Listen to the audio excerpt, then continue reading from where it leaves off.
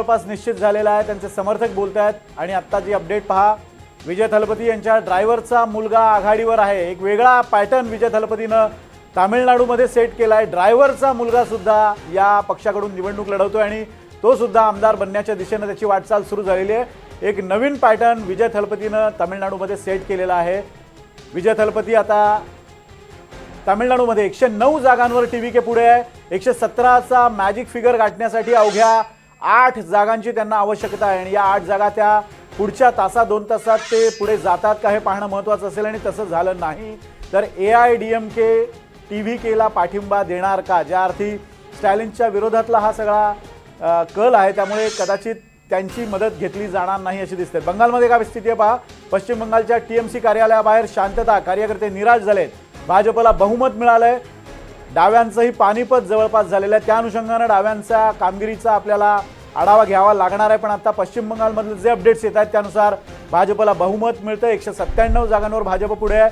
TMC कार्यालयाबाहेर शुकशुकाट आहे आणि याच अनुषंगानं अभय सर, मुद्दा असा आहे की डाव्यांचं पानिपत दोन्हीकडे झालं, म्हणजे एक शेवटचं त्यांच्या हातात असलेलं केरळ हे राज्य लेफ्ट डेमोक्रॅटिक फ्रंटचं त्याच्यात जवळपास पानिपत झालंय आणि पश्चिम बंगालमध्ये तर साधारण 2011 पासूनच ते त्यांची पिछेहाट सुरू झालेली आहे। किती आव्हानं आत्ता डाव्यांसमोर आहेत? निश्चितपणे त्रिपुरा असेल, नंतर पश्चिम बंगाल हातातनं केलं आणि आता शेवटचा गड म्हणून केरळ राहिलं होतं तेही त्यांच्या हातातनं केलेलं आहे। राष्ट्रीय राजकारणात सुद्धा डाव्यांचं मागच्या काही वर्षांमध्ये जो आलेख त्यांचा खाली आलेला आहे, त्याच्यामुळे मला वाटतं की निश्चितपणे त्यांचा त्या डाव्याच्या अस्तित्वाचा प्रश्न आला आहे। मगाशी मी तुम्हाला भाजपाच्या पश्चिम बंगालमधली मतांची आकडेवारी सांगितली। डाव्यांची आकडेवारी बघा, डाव्यांना 2011च्या निवडणुकीमध्ये त्यांचं सरकार गेलं, परंतु तेव्हा 30% मतं एकट्या CPMला होती, म्हणजे CPI फॉरवर्ड ब्लॉक यांची मतं अजून गृहीत नाही धरत आहे, 30% होती। 2016ला 19%वर आली आणि 2021 मध्ये CPMची मतं 4.71%वर गेली होती आणि आत्तापर्यंत जी मतमोजणी झाली आहे त्याच्यामध्ये ते 4.2 वर आलेले आहेत। म्हणजे जवळपास हा पक्षाची पूर्ण अधोगती, मगाशी उल्लेख केला मी की डाव्यांना रिप्लेस केलं ममतांनी, तो वोट बेस सगळा स्वतःकडे घेतला।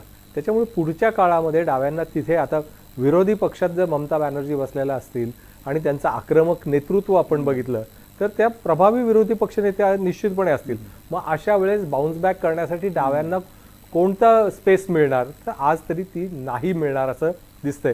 फक्त आता त्यांच्यासाठी असेल तर केरळ हे राज्यामध्ये ते विरोधी पक्ष म्हणून त्यांच्या पुढच्या काळातली त्यांची पश्चिम बंगालमध्ये आता विधानसभेमध्ये रात्रंदिन आम्हा युद्धाचा प्रसंग अशी स्थिती येण्याची शक्यता आहे आणि त्यात डावे किती निभाव त्यांचा लागतो हे पाहणं महत्त्वाचं असेल। दरम्यान आता जी जल्लोषाची दृश्य आपण पाहतोय सौरभ, निश्चितच नागपूरमधली दृश्य आहेत। नागपूरच्या भाजप कार्यालयाबाहेरची दृश्य, कार्यकर्ते जल्लोष साजरा करतायत, आनंदात नाचतायत, कारण भाजपचा हा मोठा आणि ऐतिहासिक विजय म्हणावा लागेल। विशेषतः पश्चिम बंगालमध्ये भाजपनं ज्या पद्धतीनं मुसंडी मारलेली आहे त्यानंतर कार्यकर्त्यांचा आनंद गगनात मावेनासा झालाय। आपण नागपूरच्या भाजप कार्यालयाबाहेरची दृश्य आपल्या टेलिव्हिजन स्क्रीनवर बघतोय, कशा पद्धतीनं भाजप कार्यकर्ते मोठ्या संख्येनं तिथे जमलेले आहेत आणि आनंद व्यक्त करतायत।